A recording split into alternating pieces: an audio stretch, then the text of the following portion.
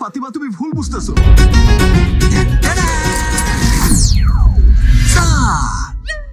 দেখো তো কেমন লাগতেছে। তুমি তো বললে থানায় গিয়ে সব দোষ স্বীকার করবে। জান, স্যারেন্ডারে যখন করব তখন ভিলেন সেজে হিরো সেজেই করব। আমার তো ঈদের থ্রিল মনে হচ্ছে দেখার জন্য। পার্সোনালি তো কারোর সাথে কারো ক্ষোভের কোনো বিষয় নেই। তো আমি এটাকে ক্ষোভ না বলে এটা অডিয়েন্সের ভালোবাসা বলি। তাদের পাগলামি তো গান দেখার জন্য, শাকিব খানের একটা টিজার দেখার জন্য, অন্য কোনো কিছুর জন্য না। তো এটাকে আমি পজিটিভলি দেখি। মেগা স্টারের যে একটা পাওয়ার লাগে প্রত্যেকটা দেশে কান্ট্রি ওয়াইজ, সেটা কিন্তু আমরা বাংলাদেশে এখন প্রমাণ পাচ্ছি। যে শাকিব ভাই মানেই দেখেন আজকে এই হলটা কিন্তু অনেকদিন বন্ধ, তাই না? সবাই জানেই না যে মর্নিং শো হয়, কত মানুষ আসছে। তো এটা অবশ্যই ভালো লাগার বিষয়, কারণ একটা দেশের মেগা স্টার যদি ছবি রিলিজ হলে সেই দেশে যদি একটা আনন্দ ক্রিয়েটই না হয় তাহলে তার লাভ হয় না। তো আমরা কিন্তু এটা প্রমাণ পাচ্ছি যে শাকিব খান এখন কোন পর্যায়ে চলে গেছে।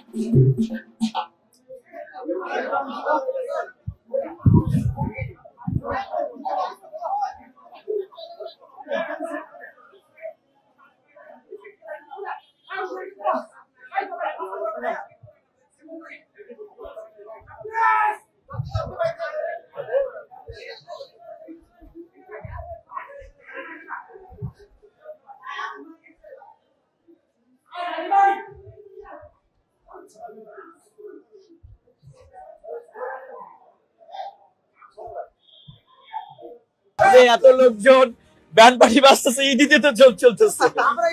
মানে শাকিব খানের যে মুভি, এভরিথিং।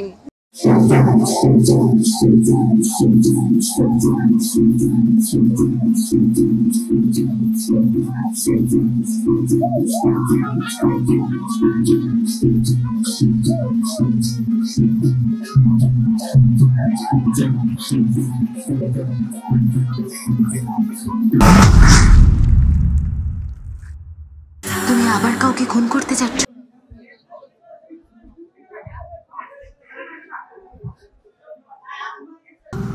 তুমি আমি বিশ্বাস করতে চাও না কেন বলো তো?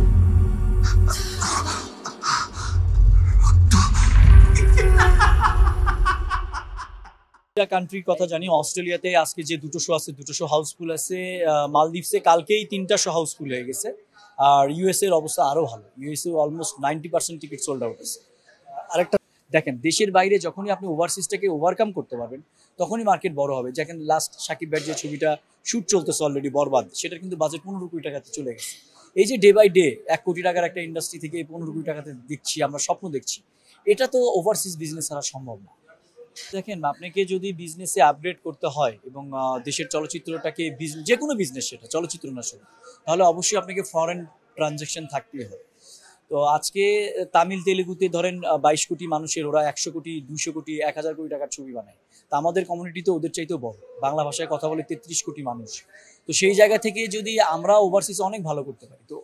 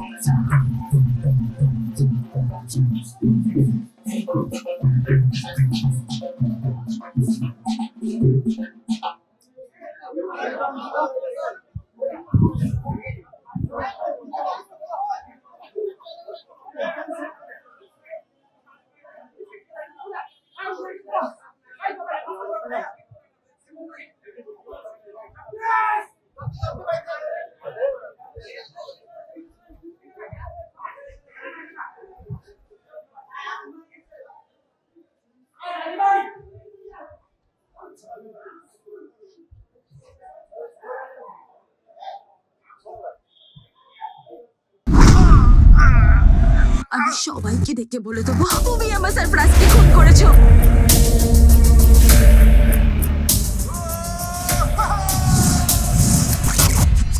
আমি খুন করিনি ম্যাডাম।